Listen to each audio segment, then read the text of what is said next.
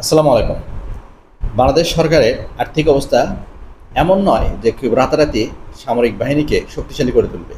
কিন্তু যদি সরকার সুষ্ঠু বন্টন করতে পারে অর্থের এবং যদি সদিচ্ছা নিয়ে একটা আগ্রহ প্রকাশ করতে পারে, তাহলে এক্ষেত্রে সাধারণ মানুষ তাদের মালামাল বা তাদের জানমাল সর্বস্ব দিয়ে সহায়তা করবে।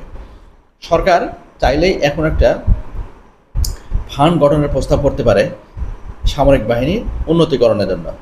সেই ফান্ডে এদেশের আপামর জনসাধারণকে আহ্বান করবে তাদের সামর্থ্য অনুযায়ী যে যা পারে সেটাই দান করতে, এবং এই দানকৃত অর্থ দিয়ে আমাদের সামরিক বাহিনীকে শক্তিশালী করতে হবে, আধুনিক অস্ত্রে সুসজ্জিত করতে হবে এবং যত আধুনিক ফ্যাসিলিটিস প্রযুক্তি আছে সেগুলো দিয়ে সুসজ্জিত করতে হবে।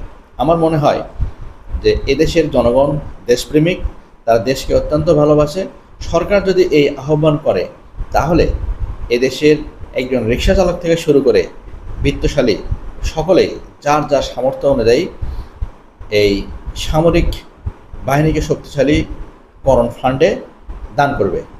এমনও হতে পারে যে বহিঃশত্রুর আক্রমণ থেকে রক্ষা করার জন্য একজন ভিক্ষুকও 1 টাকা, 2 টাকা, 10 টাকা, 20 টাকা দান করবে, এবং এই ক্ষুদ্র ক্ষুদ্র দানে যদি 18 কোটি মানুষ এবারে যদি 50 টাকা, 100 টাকা করে দেয়, তাহলে কিন্তু আমাদের এমন মোটা অঙ্কের টাকা হবে যে টাকা দিয়ে আমরা সামরিক বাহিনীকে উন্নতিকরণে সাহায্য করতে পারবো বা প্রযুক্তিগত কারণে সাহায্য করতে পারবো, সুসজ্জ আধুনিক অস্ত্র কিনে বাহিনীকে শক্তিশালী করতে পারবো।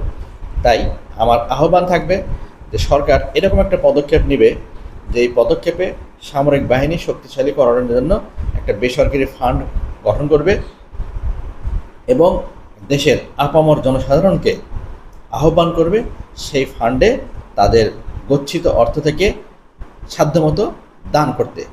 আমার বিশ্বাস এই 18 কোটি মানুষ, তার মধ্যে অন্তত 16 কোটি মানুষই বড় অঙ্কের টাকা দিয়ে সামর্থ্য অনুযায়ী, যার কাছে যা আছে সেই সামর্থ্য অনুযায়ী বড় অঙ্কের টাকা দিবে এই ফান্ডে, যেই ফান্ড দিয়ে আমরা আমাদের সামরিক বাহিনীকে শক্তিশালী করতে পারবো এবং বহির্বিশ্বের বা পার্শ্ববর্তী দেশের যে কোনো চোখ রাঙানি, যে কোনো আক্রমণকে প্রতিহত করতে আমাদের সামরিক বাহিনীকে সক্ষমভাবে গড়ে তুলতে পারবো, এটাই আমার বিশ্বাস।